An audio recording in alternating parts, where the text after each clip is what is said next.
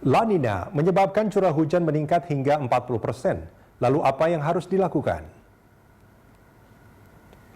Di Indonesia, fenomena iklim regional La Nina menurut Kepala Badan Meteorologi, Klimatologi, dan Geofisika Dwi Korita Karnawati terjadi karena anomali perbedaan suhu pada permukaan laut di Pasifik Tengah Ekuator dengan perairan di Indonesia. Selama 2 bulan terakhir, anomali permukaan suhu di Pasifik semakin membesar. Pada Agustus, nilai anomali suhu muka laut adalah minus 0,6 derajat Celcius. Kemudian menjadi minus 0,9 derajat Celcius pada September dan telah melampaui minus 1 derajat Celcius pada Oktober ini. Kepala BMKG Dwi Korita mengatakan, anomali minus 1 derajat Celcius adalah ambang batas La Nina moderat atau sedang. Perbedaan suhu ini menyebabkan terjadinya perbedaan tekanan udara yang membawa massa udara basah ke Indonesia. Hal ini berdampak pada musim hujan yang lebih basah dibandingkan kondisi normal. BMKG memperkirakan peningkatan curah hujan di sejumlah daerah Indonesia dapat meningkat 20–40%.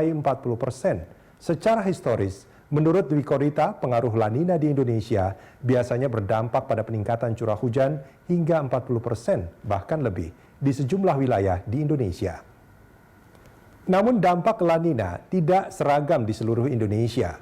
Peningkatan curah hujan hingga mencapai 40% diperkirakan akan terjadi di seluruh wilayah Indonesia kecuali Sumatera dan sebagian Kalimantan pada bulan Oktober sampai November mendatang. Pada Desember hingga Februari, peningkatan curah hujan akan terfokus pada wilayah Indonesia Tengah bagian utara, yaitu Kalimantan bagian timur, Sulawesi, Maluku, Maluku Utara, dan Papua. Kepala BMKG Dwi Korita mengingatkan, fenomena hujan tingkat menengah ini terjadi pada tingkat bulanan.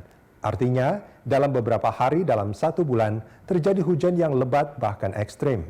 Kondisi ini menurut pengamatan BMKG dapat berlanjut hingga Maret 2021. Menurut Dwi Korita, warga harus mewaspadai bencana hidrometeorologi seperti banjir dan tanah longsor. BMKG mencatat dari seluruh wilayah di Indonesia, Papua menjadi daerah dengan potensi tinggi terjadinya banjir di bulan Oktober, terutama di Kabupaten Deiyai, Dogiai, Mambero Tengah, Mimika, Nabire, dan Paniai. Sementara menurut data Badan Nasional Penanggulangan Bencana, sejak 1 Januari hingga 2 Oktober 2020 telah terjadi 2.162 kejadian bencana alam. Sebanyak 299 orang meninggal, 458 orang luka-luka, 25 orang hilang, dan jutaan orang mengungsi. Ribuan rumah dan fasilitas umum juga rusak terdampak bencana. BNPB juga mencatat 99% bencana yang terjadi saat ini merupakan bencana hidrometeorologi yang masih jadi ancaman hingga akhir 2020. Banjir adalah bencana yang paling sering terjadi, disusul puting beliung dan tanah longsor. Sementara berdasarkan sebaran lokasinya, kejadian bencana terbanyak terjadi di Jawa Barat, kemudian Jawa Tengah, Jawa Timur, Aceh, dan Sulawesi Selatan. Lalu apa yang harus dilakukan? Kepala BMKG Dwi Korita Karnawati menyatakan, perakiraan dari BMKG ini perlu ditindaklanjuti dengan koordinasi antar pemerintah daerah, baik tingkat kabupaten kota maupun provinsi yang wilayahnya dilintasi sungai.